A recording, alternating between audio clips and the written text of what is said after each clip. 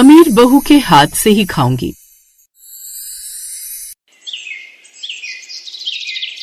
नागपुर शहर में एक घर था जहां एक ही छत के नीचे 4 लोग रहते थे। सास कमला देवी, उनके 2 बेटे और उनकी 2 बहुएं। कमला देवी की बड़ी बहू का नाम था संजना, जो कि अमीर घर की पढ़ी लिखी और सास की पसंद की बहू थी। तो वहीं उसकी छोटी बहू थी कविता, जो कि सीधी साधी मिडिल क्लास फैमिली से आई मेहनती लड़की थी। लेकिन वो अपनी सास की पसंद नहीं बल्कि अपने पति की पसंद थी। मतलब कविता और कमला के छोटे बेटे नितिन की लव मैरिज हुई थी, लेकिन सास उसे बिल्कुल पसंद नहीं करती थी और इस बात का फर्क साफ साफ पता चलता था। एक रोज, अरे संजना बहू, तुम तो रानी लग रही हो इस ड्रेस में, और तुम्हारे हाथ के खाने का स्वाद तो अलग ही है। सच में कमाल का जादू है तुम्हारे हाथों में। ओह थैंक यू मम्मी जी। वैसे आज आपके लिए मैंने खास पनीर बनाया है और वो भी मॉल से लाए हुए मसाले से। उधर कविता चुपचाप रसोई के कोने में रोटी बेल रही थी।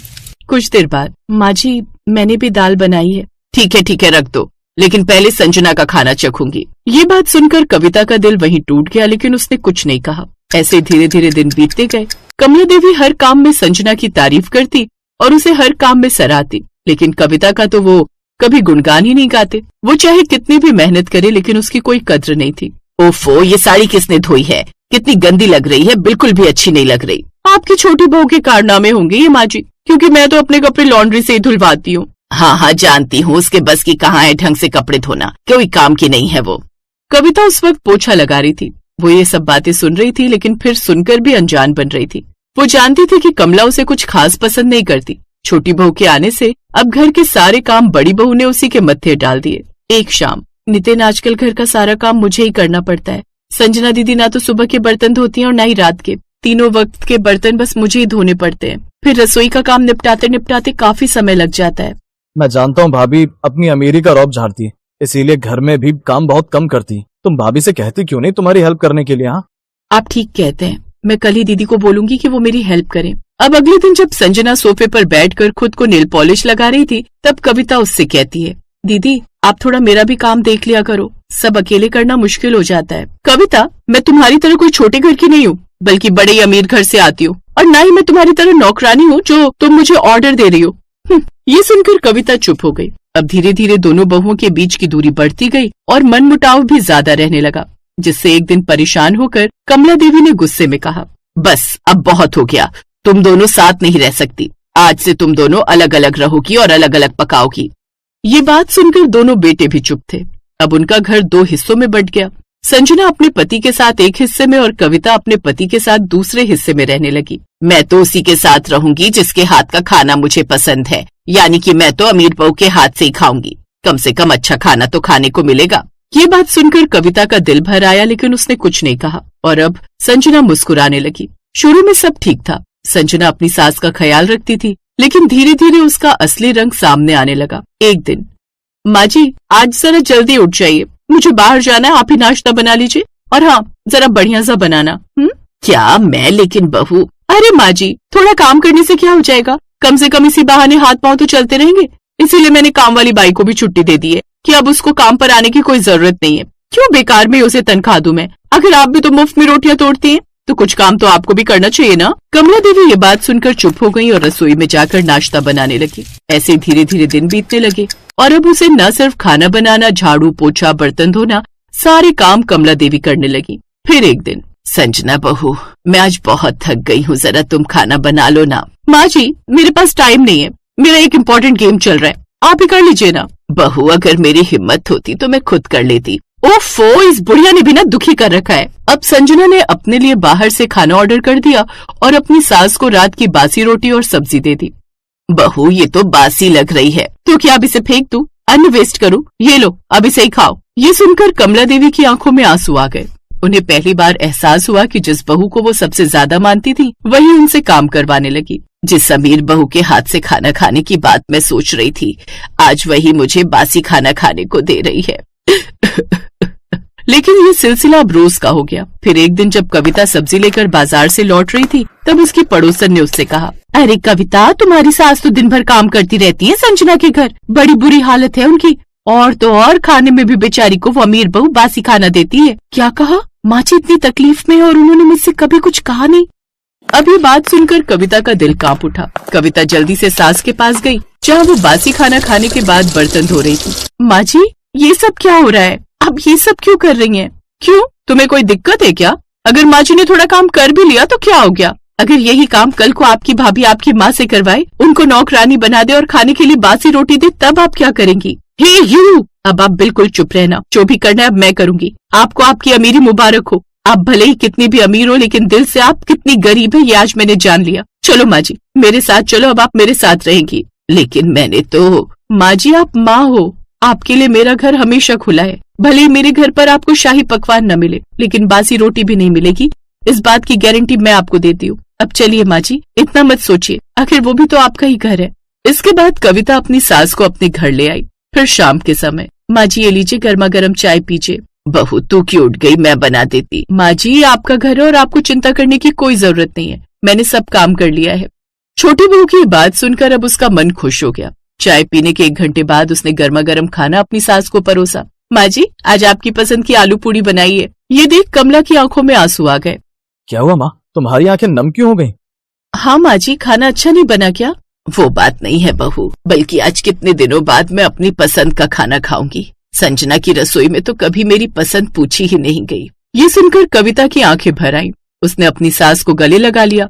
कविता हर चीज में सास की सेवा करने लगी। वो उनके खाने पीने से लेकर उनकी दवा पानी का खूब ध्यान रखती। ये सब कुछ देखकर कुछ ही दिन में सास का दिल पिघलने लगा। कविता, मैंने तुम्हारे साथ बहुत गलत किया, तुम्हें कभी समझा ही नहीं। माँ जी, जो हो गया वो भूल जाइए, बस आप खुश रहिए। सच में असली अमीरी दिल में होती है, और तुम सबसे अमीर हो बहू। उधर संजना को अब अपनी सास की अहमियत समझ आने लगी। उसे अपनी गलती का एहसास हुआ। वो मिलने आई। माँ जी, मुझे माफ कर दीजिए, मैंने आपको समझा नहीं और आपको ऐसे ट्रीट किया। संजना, गलती हर इंसान से होती है, लेकिन उसे सुधारना जरूरी है। मुझे तुमसे अब कोई गिला शिकवा नहीं, लेकिन मैंने अब फैसला कर लिया है कि अब मैं कविता के साथ ही रहूंगी। अपनी सास की बात सुनकर वो चुप हो जाती है और वापस चली जाती है। असली अमीरी पैसों में नहीं, दिल में होती है। जो सेवा और सम्मान देता है वही सच्चे तौर पर अपना होता है। भेदभाव हमेशा रिश्तों को तोड़ता है।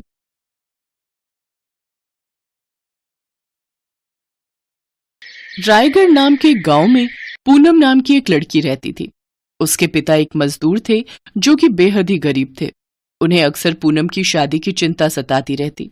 लेकिन कहते हैं ना कि जन्म, मृत्यु और शादी ये सब तो ऊपर से लिखा हुआ आया होता है। एक रोज उस गांव में सरकारी काम से एक सरकारी अफसर आया। उसने जब खूबसूरत पूनम को देखा तो उस पर मोहित हो बैठा और अपने मन में सोचने लगा। लोग सच ही कहते हैं, असली खूबसूरती तो गांव में ही होती है। अनुभव ने उसके मजदूर पिता से उसका हाथ मांगा और पूनम के पिता ने शादी के लिए झट से हाँ कर दी। आखिर वो कौन सा पिता है जो अपनी बेटी की सरकारी अफसर से शादी नहीं करना चाहेगा। फिर दोनों की शादी हो गई और अनुभव उसे लेकर शहर अपने घर आ गया। पहले तो उसके घर वालों ने उनका विरोध किया, लेकिन फिर बेटे की मर्जी के आगे उन्हें झुकना पड़ा। सही है, गरीब देवरानी आई है, अब इससे घर का सारा काम करवाया जा सकता है। गरीब घर की लड़की पूनम शादी कर अमीर ससुराल आ तो गई, लेकिन उसमें और उसकी अमीर जेठानी में काफी अंतर किया जाता था। दरअसल बड़ी बहू अंकिता की शादी में सरला देवी को खूब दान दहेज मिला था, लेकिन पूनम एक जोड़ी में ही ससुराल आई थी, जिस वजह से सरला अक्सर उसे ताने देती थी। ऐसे ही एक रोज त्योहार के वक्त अंकिता के घर से खूब सामान आया, जबकि पूनम के घर से कुछ नहीं आया। न जाने किन कंगलों के घर ब्याह कराया मेरा बेटा, तीज त्योहार पर भी कुछ नहीं भेजता इसका बाप। माँ जी, बाबूजी की तबीयत इन दिनों कुछ ठीक नहीं है, इसलिए वो इतनी दूर नहीं आ पाए। तेरे और तेरे बाप के सब बहाने जानती हूं मैं। चल जा, अब जल्दी से खाना बनाकर तैयार कर, फिर बर्तन धोकर मेरे पांव दबा देना। जी माँ जी। काम चाहे छोटा हो या बड़ा, हर काम बेचारी पूनम को ही करना पड़ता था, जबकि अंकिता किसी काम को हाथ नहीं लगाती। फिर एक रोज पूनम अपनी जेठानी से, दीदी मुझे अपने पिताजी को एक फोन करना है, क्या मैं आपके फोन का इस्तेमाल कर सकती हूँ? दरअसल मेरे फोन में कुछ प्रॉब्लम आ रही है, वो आजकल उनकी तबीयत कुछ ठीक नहीं है। बस इसीलिए तो मुझे इन गरीबों से नफरत है। यहाँ आई नहीं कि आते ही मांगना शुरू कर दिया। कोई जरूरत नहीं है उस भिखारी से बात करने की, जा अब काम कर। बेचारी पूनम रोते हुए काम पर लग जाती है, लेकिन उसका ध्यान अपने पिता की ओर ही था। फिर एक रोज उसके गांव से फोन आता है कि उसके पिता की मौत हो गई। बेचारी पूनम बचपन से माँ के बिना रही, तब से उसके पिता ने ही उसका पालन पोषण किया। दरअसल पूनम की माँ का देहांत जल्द ही हो गया था, जिस कारण पूनम अक्सर माँ के प्यार के लिए तरसती रही। वो सोचती थी कि ससुराल जाकर अपनी सास से वो प्यार पाएगी, लेकिन ऐसा हुआ नहीं। सरला देवी अक्सर उसे खरी खोटी सुनाती रहती। अब उसका इस दुनिया में कोई नहीं था जिससे वो अपना दुख बांट सके, सिवाय उसके पति अनुभव के, लेकिन वो भी अक्सर काम के सिलसिले में बाहर ही रहता। एक दिन अंकिता चिल्लाते हुए, अरे मेरे रूम में अभी तक कॉफी क्यों नहीं आई? ये पूनम कहाँ मर गई? माँ जी देखिए ना, अब क्या सुबह की कॉफी के लिए भी दिन तक का इंतजार करना पड़ेगा? रुक, अभी बताती हूँ उस गरीब को। सरला फ्रिज से ठंडा पानी निकालकर एक बाल्टी में भरती है और बेचारी पूनम के ऊपर गिरा देती है। तुझ महारानी को यहाँ बेड पर पड़े पड़े खाने को नहीं देने वाली मैं। चल खड़ी हो और उठकर घर का काम कर। वो माँ जी, मेरी तबीयत ठीक नहीं है, मुझे बुखार है। ये सब ड्रामे ना कहीं और जाकर करना। चल उठ और काम पर लग जा। तुझ गरीब को मैं यहाँ मुफ्त की रोटियां नहीं तोड़ने दूंगी। लेकिन तभी वहां अनुभव आ जाता है और वो अपनी पत्नी के प्रति अपनी माँ और भाभी का ऐसा बर्ताव देख गुस्से में आ जाता है। माँ, उस बेचारे की तबीयत कितनी खराब है, देखो तो वो कैसे कांप रही है, और तुम उसके साथ ऐसे बर्ताव कर रही हो। वो तो अच्छा हुआ मैं अपना फोन घर पर भूल गया और मुझे सारी सच्चाई पता चल गई, नहीं तो मैं कभी जान ही नहीं पाता कि तुम इसके साथ कैसा बर्ताव करती हो। अब मैं अपनी पत्नी के साथ इस घर में नहीं रहूंगा। अनुभव डॉक्टर को फोन करके बुलाता है। वो पूनम को इंजेक्शन और कुछ दवाइयां देता है। 2 दिन बाद अनुभव पूनम को लेकर सरकारी क्वार्टर में रहने चला जाता है। अंकिता बहू तो बड़े घर की लड़की थी, इसलिए वो तो कोई काम करती नहीं, जिसकी वजह से अब सरला को ही सारा काम करना पड़ता। अब उसे अपनी गरीब बहू की अहमियत समझ आने लगी। एक रोज सरला की तबीयत कुछ ठीक नहीं थी, लेकिन फिर भी वो घर के काम करती रही और सोचने लगी, मेरी छोटी बहू जब से इस घर में आई थी तब से उसने मुझे एक काम नहीं करने दिया, सब कुछ कितने अच्छे से संभाल लिया, और एक अंकिता बहू है जिसे मेरी पड़ी ही नहीं। काम करने के बाद सरला अपने कमरे में बिस्तर पर जाकर लेट गई, जहां उसका बदन बुखार के मारे बुरी तरह तप रहा था। ओफो, पहले एक काम वाली घर से चली गई तो अब ये दूसरी काम वाली यहां बिस्तर पर बीमार पड़ गई। बहुत जोरों की भूख लगी है, एक काम करती हूँ, आज बाहर से ही अपने लिए पिज्जा ऑर्डर कर लेती हूँ। अंकिता अपने कमरे में बैठकर आराम से टीवी देखते हुए पिज्जा खा रही होती है, जबकि सरला अपने कमरे में बिस्तर पर पड़ी हुई होती है। तभी पूनम और अनुभव वहां आ जाते हैं। माँ जी, आपको तो कितनी तेज बुखार है, सुनिए जी, जल्दी से डॉक्टर को बुलाइए। हाँ, मैं अभी फोन करता हूँ। पूनम तब तक सरला के सर पर पानी की पट्टियां रखती है। कुछ देर बाद डॉक्टर आकर उसे दवाई देता है। फिर पूनम उस दिन वहीं रुककर अपनी सास के लिए खाने में खिचड़ी बनाती है और साथ ही उसके हाथ पांव दबाती और समय समय पर दवाई देती, जबकि बड़ी बहू अंकिता अपने लिए बाहर से खाना ऑर्डर करती और अपने कमरे में आराम करती। सरला को अब अपनी गलती का एहसास हो गया। जिस बहू को मैंने पत्थर समझा वो तो हीरा निकली, और जिसे हीरा समझकर अपने सर का ताज बनाया वो तो असल में पत्थर निकली। पूनम बहू, मुझे माफ कर दे, मैंने तेरे साथ बहुत बुरा किया। नहीं नहीं माँ जी, आप माफी मत मांगिए, अब आप यहाँ नहीं रहेंगी, आप हमारे साथ चलिए। पूनम और अनुभव सरला को अपने साथ अपने घर ले जाते हैं, जहाँ पूनम उसकी खूब सेवा करती है। कुछ दिनों में अनुभव का प्रमोशन हो जाता है और उसे रहने के लिए एक बहुत बड़ा सरकारी बंगला मिलता है, जिसमें खूब नौकर चाकर होते हैं।